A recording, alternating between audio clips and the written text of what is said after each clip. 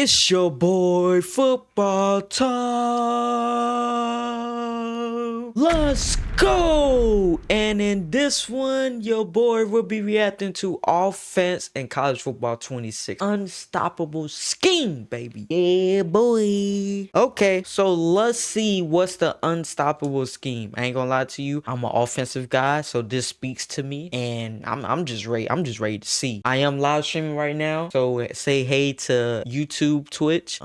Hey, if you're not subscribed to me, if you're not following me on Twitch, I don't know what you're doing. Football Talk 99. Come on, man. Follow your boy. It's the first thing that's gonna pop up when you search it on Twitch. I'm telling you, I've done it. It's the first thing. I'm just saying, it's very easy. But no more talking. We're gonna jump right into this. Let's go. Let's see what everybody got to say. I'm going to show you the Shout out best to him, and by the way. simplest offense to run in College Football 26. Whether you're playing Dynasty mode, your friends, or even online head-to-head, this offense will get the job done. The formation we're going to be looking at today is the gun bunch strong offset, and we're going to look at a couple different plays. These are the playbooks where you can find this specific formation and the plays we're going to be going over. Now, aside from the playbooks that were just on the screen, you can also find this offense in the Oregon State playbook with the formation gun bunch ace strong offset, which is very similar. And you can find it in the Iowa State playbook out of the gun bunch strong offset 2 tight end formation. So the first play we're going to want to look at is the play dagger. Now keep in mind you want your bunch receiver I've side to the definitely wide side I of the think field. I've done So this you play see that I have before. the ball on the left hash mark. That means the receivers are going to be on the right side of the field. If the ball was on the right hash mark, I would simply have this formation flipped. Now there's a couple different setups we can do out of this. The first setup is going to be to put the RB receiver on a post, which is Y or triangle, select his icon, and then up on the right stick. And then you want to route stem this all the way down by pressing Y or triangle,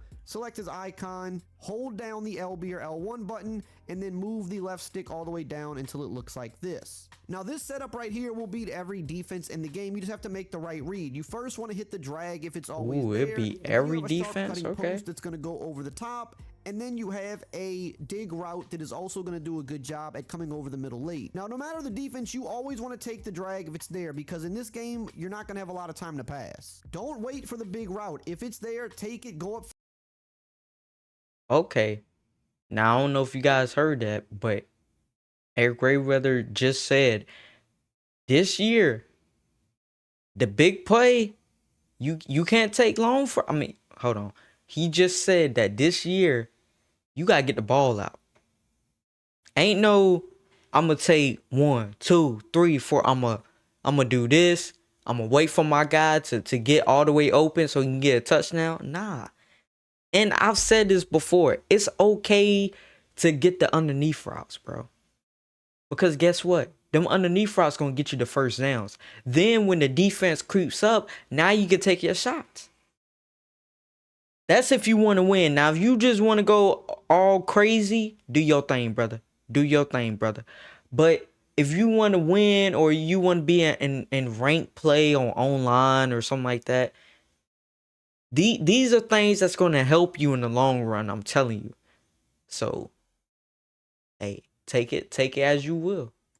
Field, get your 5+ yards, live to see another down. But then if you progress to your next read, because maybe they took that route away, you have this coming open on the back end, and it gets to the perfect spot against zone. And then what's great about this tight end that's going to run this dig route, it pretty much explores the zone. And they're running with the drag, or they, go run with this little post there. Well, you can hit this right there, and it's going to be an easy gain for big yards. And what I really love about this post route that we stem down is it does a really good job at destroying man coverage, and it usually beats it very quickly just like this, and you can see we're taking it in for a touchdown. So this setup right here is just the perfect combination of routes and the perfect spacing to beat all of the popular defenses that you're going to face in this game. Hey, really quickly, if you're getting value out of this video, I would just ask that you subscribe and turn the bell icon on. That way you're up to date with all of the best College Football 26 tips all year long to help you win more games. It really helps the channel a lot, and you can always unsub at any time if you get tired of the videos. Now, to take this a step further, an additional hot route we can make if we have time, especially if we're playing against people that just stick in man coverage all game. I would only do this if I'm playing somebody or even the computer that just stays in man a lot of time, because some teams just run a man scheme, and that's just what they're in the majority of the time.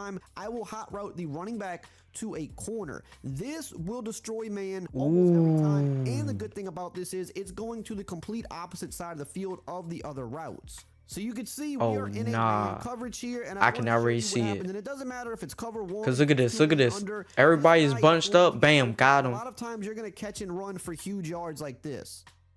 Now, another optional thing you can do that I love to do if I'm playing against someone that mainly just sticks in zone coverage, they're barely ever going to man, instead of putting the slot guy on a post and stemming him down, I'll instead hot route him to a deep cross, because it pretty much serves the same purpose, but it's a lot quicker because we don't have to do the extra step of stemming him down. And I think the cross actually is a little bit better versus zone. I mean, they're both really good versus zone, but I do think the stem down post is a better all-purpose route because I think it tends to cook man a lot better than this deep cross, although this deep cross will also beat man, you know, pretty decently as well. I just think the smart routed post is a little better all around. But if I'm playing just against strictly zone, I rather go with the cross because it just gets where it needs to go pretty much about the same time, but it's less work for us because we simply just have to do one thing on the hot routes. But again, I'm gonna reiterate, make sure you are just taking this drag immediately if it's open every time. Do not wait. Really quickly, I did want to let you know that I do have a membership that I offer where I post all of my ebooks and my highest level offensive and defensive strategies for College Football 26. We have hundreds of active members who say that they are winning more games by being signed up, and you can try it out for free for a week with a free trial. Link is in the pinned comment below. Now let's talk about another setup that we can do out of this play that I like. What I simply will do with this setup is put the tight end on a post and then put the running back on a streak out of the backfield. Anytime you put a tight end on the post, zone coverage, it's a very similar concept. It's going to be bad for defense. defense. We're getting a running back involved here because against pretty much any zone coverage, this little running back leaking out of the backfield is such an easy play to get good yards. This is a route that that's using him as a decoy, which is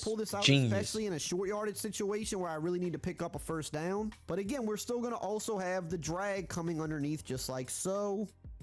And we have a post from the tight end that will do a good job against zone and man over the top like this. So it's kind of a similar concept, but by switching up the routes that can help us a little bit. It's like you getting cut by 1,000, what is it, by 1,000 knives or something like that? Is that the same? So it's good to switch it up and sometimes have the tight end being the guy that's going over the middle, because that does throw people off, believe it or not. And if they're playing a lot of zone, again, like I said, the ability to just hit this running back route for big yards is pretty important. Now, a third setup we can do out of this play is just kind of a basic setup to beat man or zone. And again, that's why I say that you can run this offense out of other playbooks that have bunch formations like UCLA, for example, or Arkansas, or any of these other playbooks that have bunch wide, regular bunch offset. There's tons of bunch formations in the game, not just the playbooks where this specific version of bunch is. You can recreate a lot of these plays with hot routes. So what I like to do out of this formation, so you can create them with hot routes and then put the B receiver here on a return route.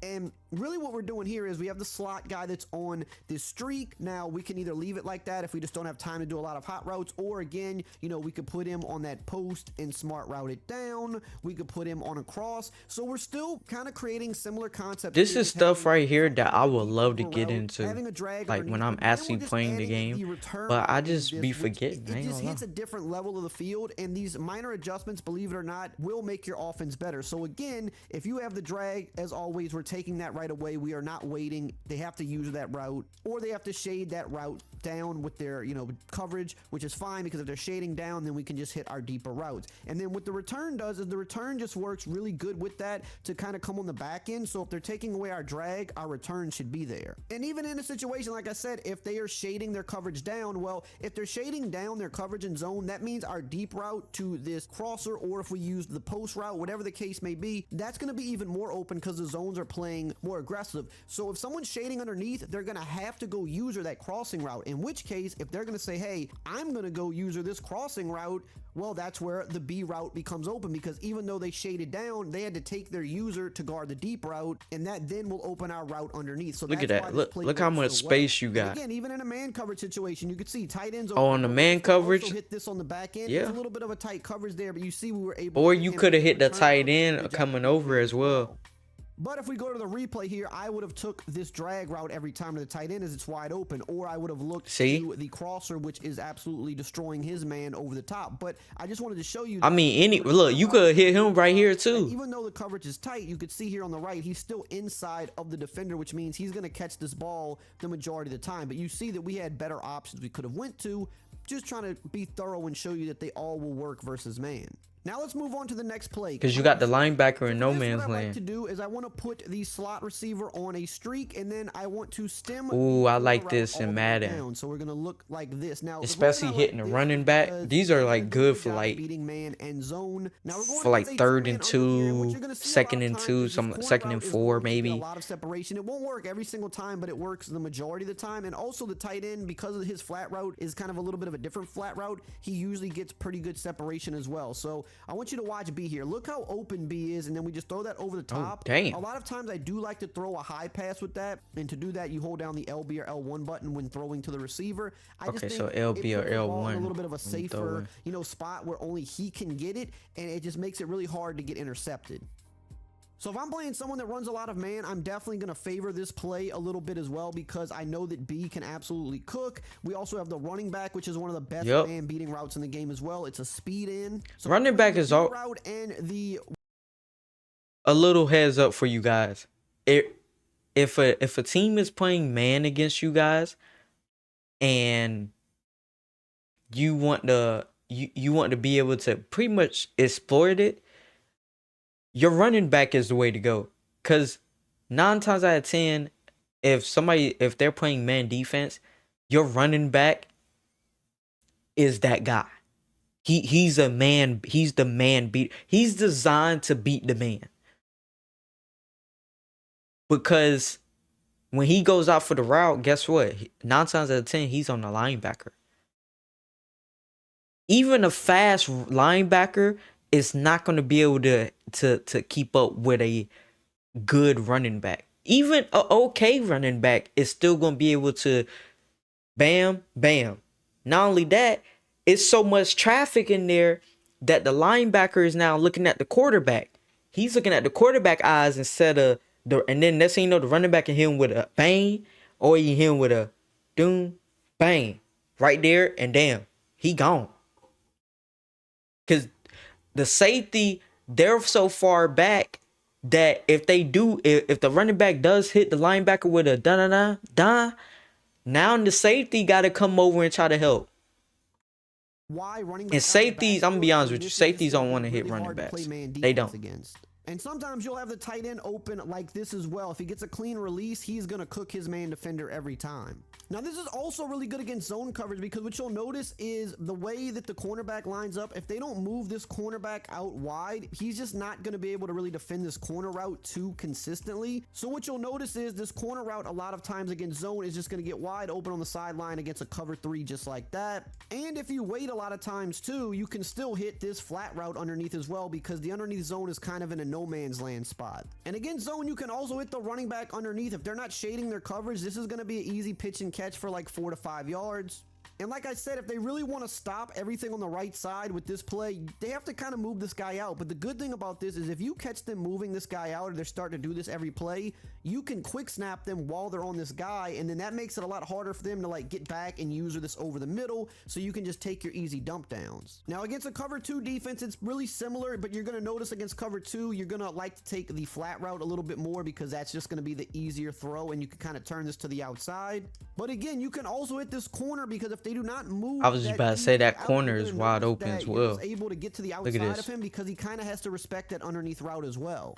Now another it puts them in a position where put the RB on a streak, and whether you want to go for the guy right here or the guy right there, or like strictly zone coverage. The other setup is good as well, but this does allow us to hit the corner out a little bit deeper, and especially against cover 2 users, we can get massive gains. So against a cover 3, you'll see here that this corner just gets a lot deeper, and we're able to pick up bigger yardage. Now, the reason I like doing the smart routed method is because it's a better all-around versus man end zone. Now, granted, this will still beat man as well, especially if it's like off-man coverage, so we'll go to it here. This corner will still beat man, so this setup can still be fine against man. However, the smarted down one just gets a little bit different of kind of a burst off the line, and I just think it's more consistent. But you'll see that even this one, you can still get separation. We drop the ball there. It's just a little bit tighter sometimes, so just keep that in mind. But against zone players, this is going to be a fantastic setup, because I just showed you cover 3. Now let me show you cover 2,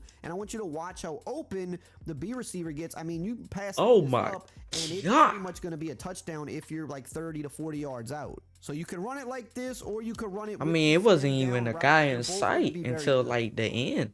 The next play I want to look at is spacing switch. Most of these bunch formations are going to have some version of spacing. They're not going to all be the same. Have I? Really, the key route that you I might have done this play before. A little bit of a speed out. If it doesn't have this, then the play won't work. But most of them do have that route. And what you want to do is drag the tight end, put the slot on a zig, and then I like to put the X receiver on something like a post sit, which this can do a good job at just finding a little bit of a hole in zones. Or if you prefer, you can put him on just like a regular post route. You know, you can smart route it down. It just depends on like if you have time and what you're comfortable doing. You know, you can put him on a dig route and smart route that up. You know, there's different things you can do with this backside guy. It just really depends on what you like and if you have time. But the main routes we're looking at here, you know, if it's zone, this B, a lot of times he's going to cook to the outside, much like the corner route in Corner Strike.